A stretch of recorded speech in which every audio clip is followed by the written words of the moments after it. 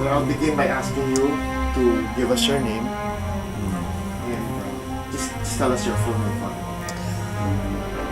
I am Jim Reuter of the Society of Jesus. Arthur Francis Shea. Bill Kreutz. Edmundo Martinez. Francis X. Clark. John Krebs. Luigi Moigi. Arthur Andrew Bauer. Miguel Anselmo Bernat. My name is Honesto. My middle name is Chavez. And last name Pagana. I'm Roque Angel Ferrios Iglesias.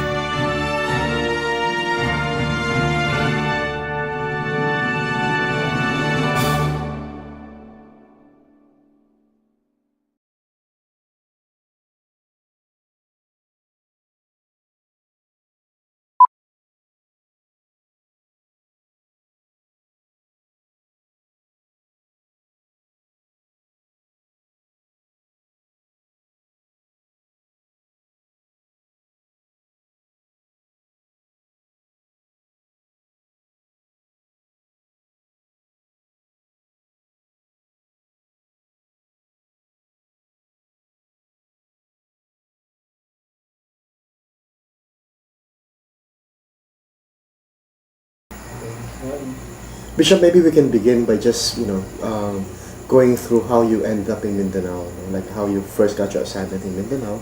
Just a brief personal history there. Well, I first came to Mindanao, to Xavier University in Cagayan de Oro in 1968 as a Jesuit scholastic. So I was on Regency, taught for 2 years in college at the university. And that was the first time I got to know more about the language, Bisaya, and also the different setting here in Mindanao. Then after that, after ordination and special studies, more than, 12 years later in about 1983, I came back here. In fact, the year before, 1981 to 82, I also had a pastoral year here in Ipil Prelature at that time. It was still newly organized as a prelature. So I spent a pastoral year here in CI. And after that, I was assigned again to Xavier University for the next roughly 16 years. Then in 1996, I was appointed Coadjutor Bishop of Ipil. So since then, I have been here in the prelature. I took over from Bishop Escaler when he retired in July of 1997. And in a sense, it's a little more than 2 years now that I have been the Bishop Prelate here of the prelature. Okay, so Bishop, perhaps you can give us some of what you consider have been the highlights of the history of the Jesuits in Mindanao. The history of the Jesuits in Mindanao is something that we're not quite familiar with, those of us who are in Luzon. So I think it would be important for us to learn about this. Well, there's much to learn, even for myself who have been here for some time now. I'm just beginning to realize that the history of evangelization in Mindanao started with the Jesuits, and in a sense, there are two periods, the time before the suppression and after the suppression, and also, in a sense, the coming of the American Jesuits and now the Filipino Jesuits. So it is a full history. In fact, it still needs to be written. But in the more recent past, my own recollection of Jesuit contribution has been first based in the schools, the three Ateneos here. Ateneo de Cagayan, Xavier University now. Then you have Ateneo de Zamboanga nearby, and Ateneo de Davao. And I recall when I was a regent in Xavier University, we used to meet regularly a number of the Jesuit missionary parish priests in what was then called the Cagayan Bukidnon Mission District.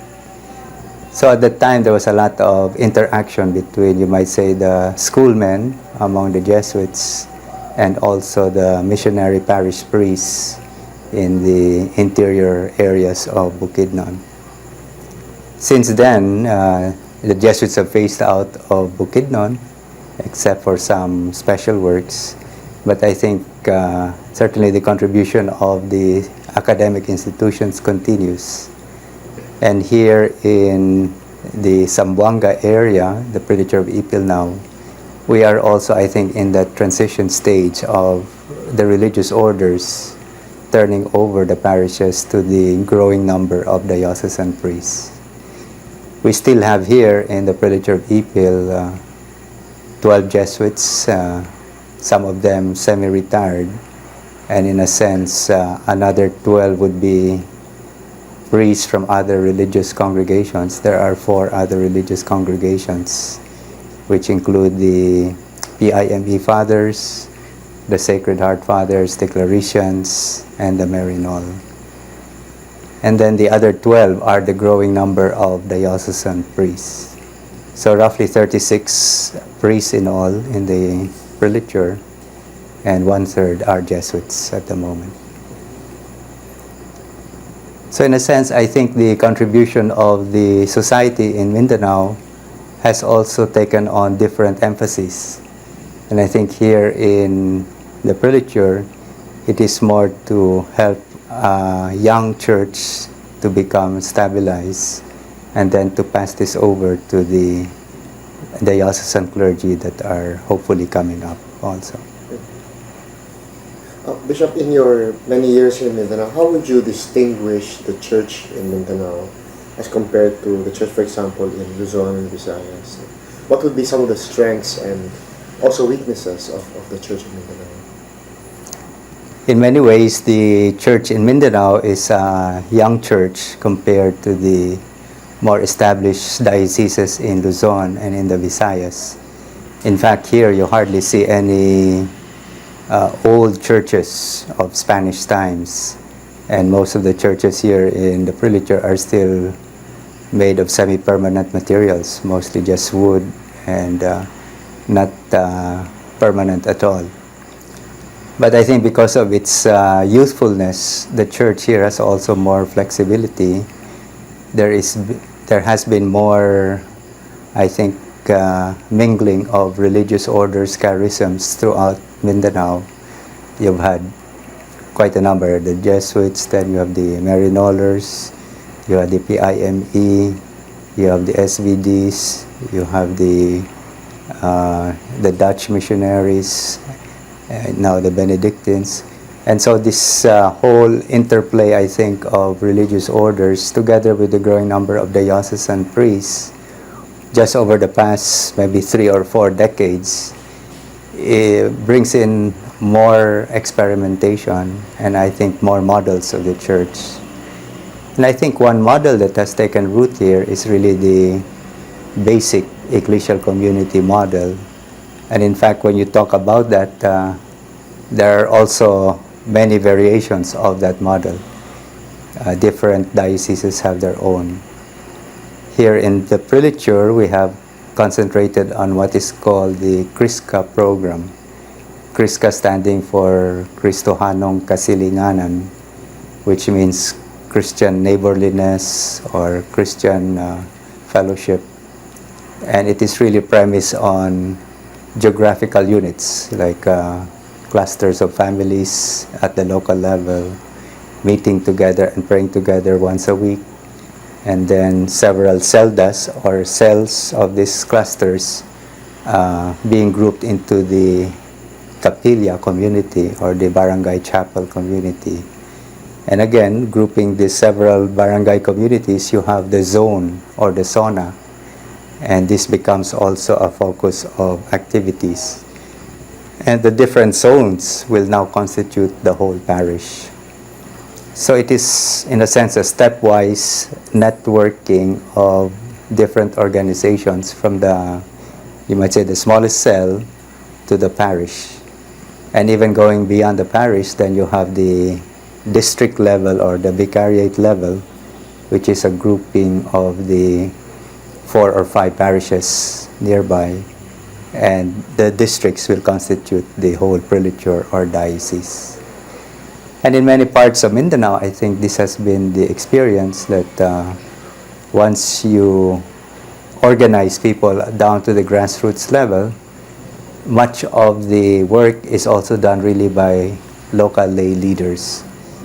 In that sense, you might say the scarcity of priests relative to the population is also an incentive for the lay leaders to carry on as the extraordinary ministers, or what we call the kaabags, who take care of the communion services or the prayer services during Sundays, even without the benefit of a priest or a mass being said.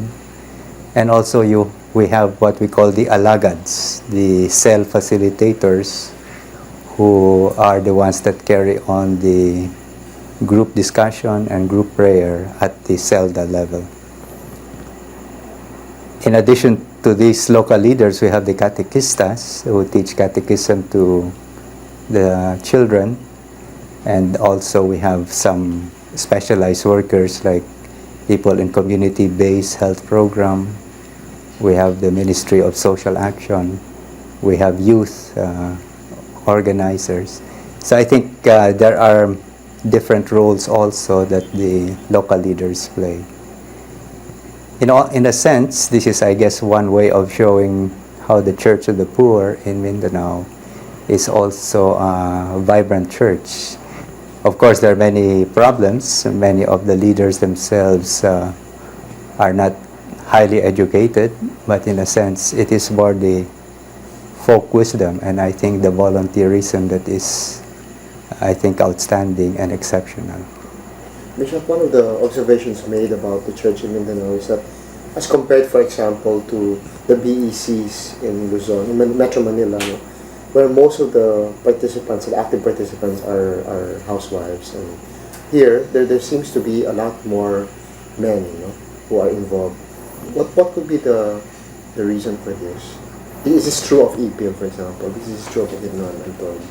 Well, we do have that phenomenon here too, that sometimes the presence of women discourages the men from joining, or sometimes the men shy away.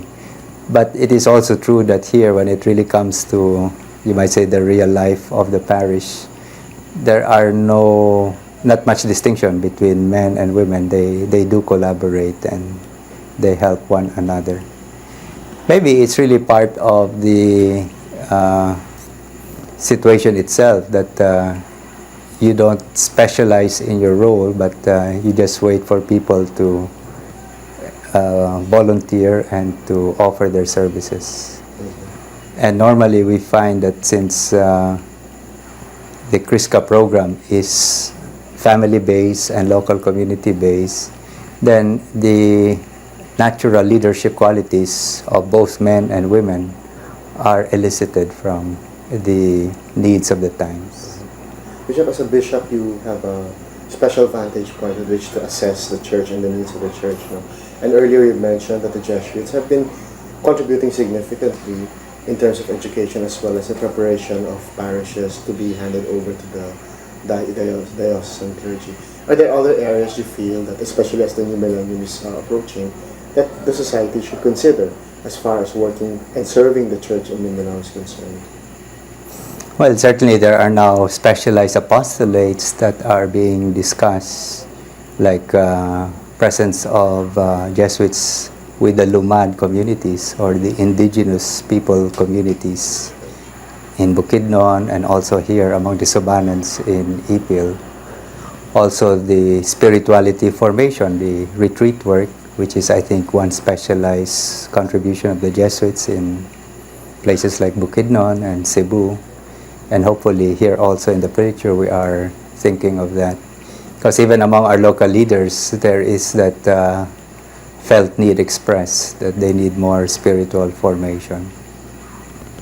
Then also, I think the continuing presence of the Jesuits in higher education and the proximity of our schools with some of our mission districts like Bukidnon and here in the Prelature would be an advantage. It means that we can tap resources of the university.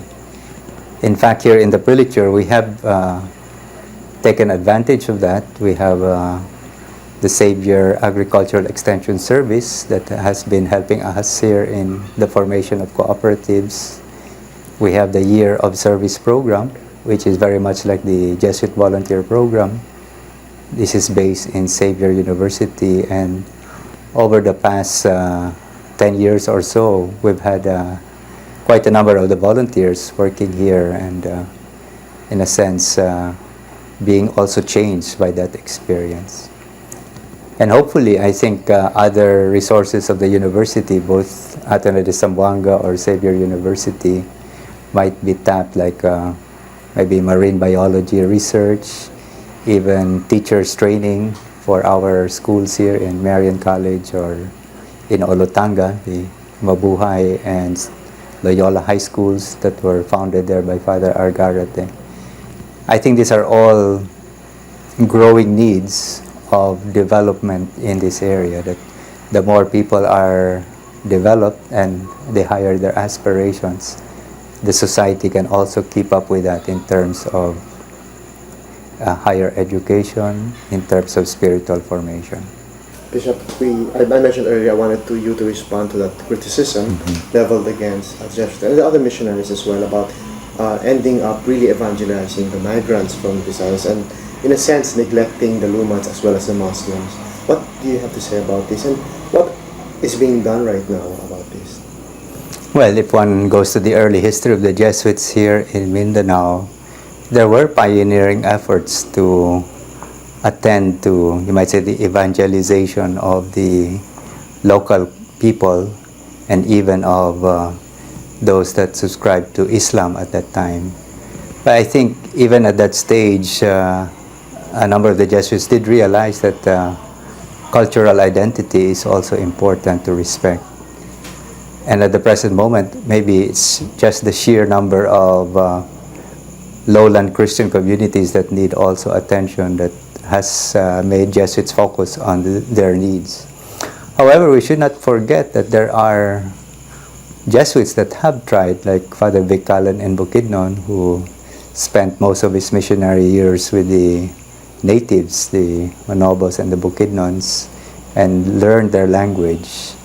Here in the prelature, we had Father Bob Walsh, who also learned Tausug, and during the years of conflict here in the mid-70s, he was highly respected by the Muslims because he would, you might say, risk his own life to see that the dead from both sides are properly buried and that the rights of the Muslims are also protected.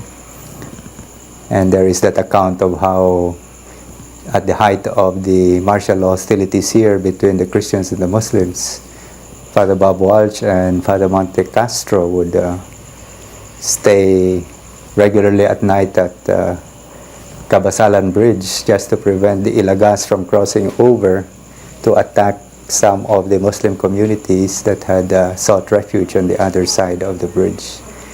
And in that sense, the Muslims there started even calling Father Walsh an imam because of his own concern for their safety.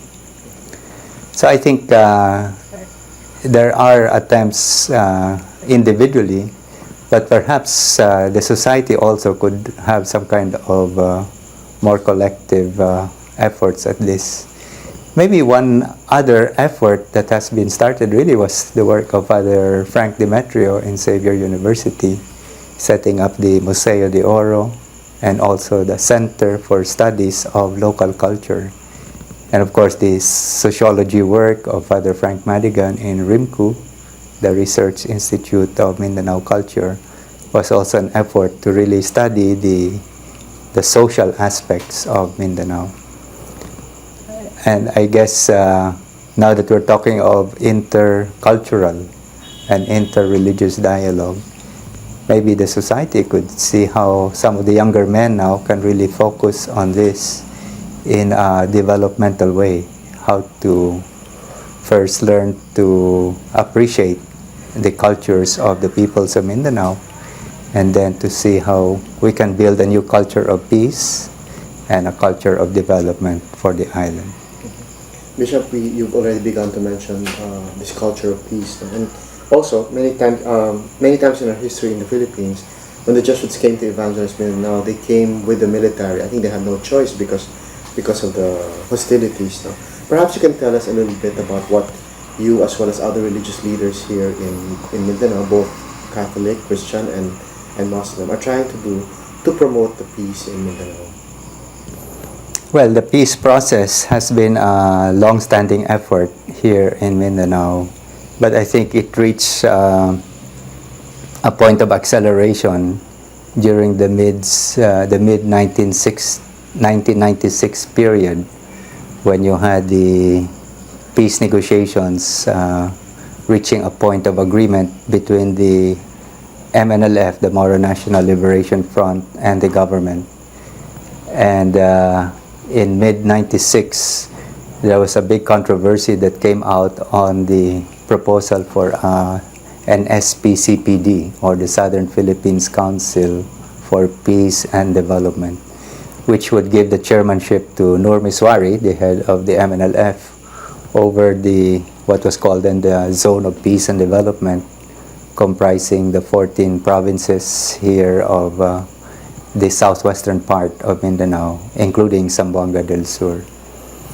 So I think it was at that stage that with all the heated discussions and rallies on the political side, the bishops and the ulama sort of came together to show that we can first enter into dialogue, and secondly, that we can dialogue especially on the spiritual traditions of both religions that in a sense really focus on peace from both traditions.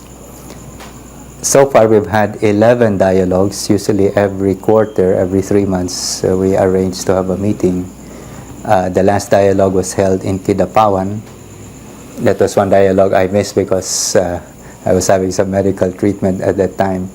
But the previous 10 dialogues that I have attended have been, I think for me, very enriching and hopeful, because it indicates that both sides are really trying to say that their religious traditions and the best in their religious traditions all say that we should move towards peace. The Bishops' Ulama Forum, as it is called now, comprises not only the Catholic bishops of Mindanao, but also the Protestant bishops and the Ulama League. And in a sense, it has become like a tripartite dialogue among these three groups. In fact, I was told that the last dialogue in Kidapawan, just last middle of August 1999, it was proposed that we now include also the Lumad, or the indigenous people. And that was approved. So I think in the next dialogue, we will have some representatives from the indigenous cultural communities, first as observers and perhaps later on as full-fledged members of the dialogue forum. Let me just clarify.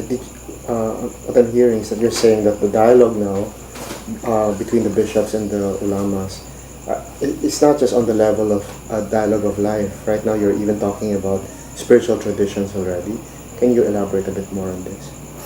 Yes, in fact, at the beginning, we were sort of still wary of each other's perceptions and feelings. So at the beginning, we just started off with 7 questions, like how do we minimize criminality and preserve peace and order, how we can respect the religious traditions of both sides, how we can make sure that there is no discrimination through the media or other name-calling ways. And in a sense, we moved beyond that to focus now really on what we would consider the strictly or more deeply spiritual side of the dialogue. And one theme in the previous dialogues we've had was really religion as a source of conflict, but also as a resource for peace. And that both Islam and Christianity have been sources of conflict in the past, we admit that, but also that these are resources for peace. And another theme more recently that has been suggested after the Kidapawan dialogue, perhaps in the next dialogue, this will be the theme, that how do we look on the ways of prayer of both Islam and Christianity, and how we can have that kind of dialogue, maybe of religious experience in terms of prayer. In one instance also, I recall in the third dialogue in Marawi city itself, which is, you might say, the Muslim capital city in Mindanao, the bishops together with the ulama visited the King Faisal Mosque there, and it showed, you might say, respect of the Christian religious leaders for places of worship of the Muslims. And in another dialogue, our Muslim brothers gave us copies of the Quran, their sacred book, and in the following dialogue, we also reciprocated by giving them copies of the Bible. So in a sense, there is this mutual respect and growing trust among the members. And in a sense, I think starting off with this personal kind of friendship, we are beginning to move and say that culturally, this is really what the best in our traditions tell us to be, that we are both people of the book, we are both really, in a sense, subscribing to religions of peace, and we both have many more things in common than, you might say, the historical points that have divided us in the past. Bishop, while listening to all these good things that are happening, and also while sensing the hope, in your voice about the possibility of peace in Mindanao, I cannot help but remember that this morning, as I was leaving Ateneo de Zamboanga, I saw a newspaper with a headline talking about the probability of an all-out war again in Mindanao. How would you assess the prospects of peace in Mindanao, given everything that's going on, apart from the efforts that the bishops and the ulamas are making? Well, it does need an all-out effort, and in a sense, we still have to reach out to many more local communities. It's one thing to say that, you might say, the top leaders are in dialogue, but how does this really come down to the grassroots? And we see that as also a challenge for ourselves. This is why we have agreed to sponsor together a week of peace towards the end of this year. This is the last Thursday of November to the first Wednesday of December, which really includes the first Sunday of Advent. And it is also the beginning of the Ramadan and the Christmas season for Christians. So it's, in a sense, a significant week where a lot of spiritual events are being commemorated. And we hope that based on the past 2 years' experience in Zamboanga City, during this third year and coming years, we can have this as a regular Mindanao-wide observation. So we are now contacting especially the schools, the Catholic schools, and also the Madrasa schools and the Protestant schools. And we're trying to contact local peace partners in different cities and areas of Mindanao to ask them to see what kind of activities they can have for this week of peace. We feel, I think it is really like a cultural effort to bring out the values for peace instead of just leaving it to the media to say that all-out war will come out again. We have to send that message that the ordinary mainstream communities are really in favor for the peace process to continue. Let's now talk about your being bishop. You mentioned earlier that you've been bishop for almost 2 years, or a little over 2 years. What has made you, happiest so far as a bishop? What has made you feel fulfilled as a bishop, especially here in the parochial? Well, reflecting on that, I guess there have been very many humbling moments. First of all, that you meet first veteran parish priests here who have been here many more years than you have, and they start kissing the ring on your finger, and in a sense, you should be the one to pay allegiance to their dedication here. And similarly, with many local lay leaders, their lives have been rooted here, and you are a relatively newcomer, and now you're supposed to tell them what to do. But I think some of the fulfilling moments are really for me as a bishop during confirmation time, just to be able to confirm or anoint people of, you might say, different walks of life, and to see also that the faith is alive in the way they come towards the altar and their efforts to come in their best dressed way in spite of the hardship and poverty they are in. So I think doing this in different parishes is also one way for me to familiarize myself with the different aspects of rural parishes. Next to that, I think there are also challenges here, like there's a lot of need for formation programs of our lay collaborators and lay leaders. So we are trying to go into some strategic planning now into that. And in a sense, we hope that there will be a more systematic and, you might say, better organized training program for our local leaders. Much of my time also has actually been away from the prelature in the sense of physical absence, and sometimes this has caused difficulties, but in a sense I have also been trying to make myself available to the Mindanao Church, like this Bishops Ulama Forum, and I guess the CBCP, the Catholic Bishops Conference in the Philippines, sometimes also asks me to help them in various capacities as a member of the Social Action Commission, also of the Permanent Council. And I think that is still part of the work of a bishop to also have that collegial sense of working with other fellow bishops.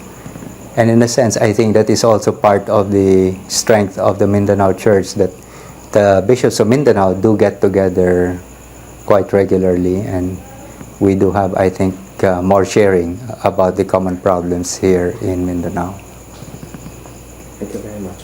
Bishop, my final question will be addressed to you not only as a bishop, but also as a Jesuit who has worked for almost 2 decades here in Mindanao. What are your aspirations and dreams and desires for the church in Mindanao, also for the people of Mindanao?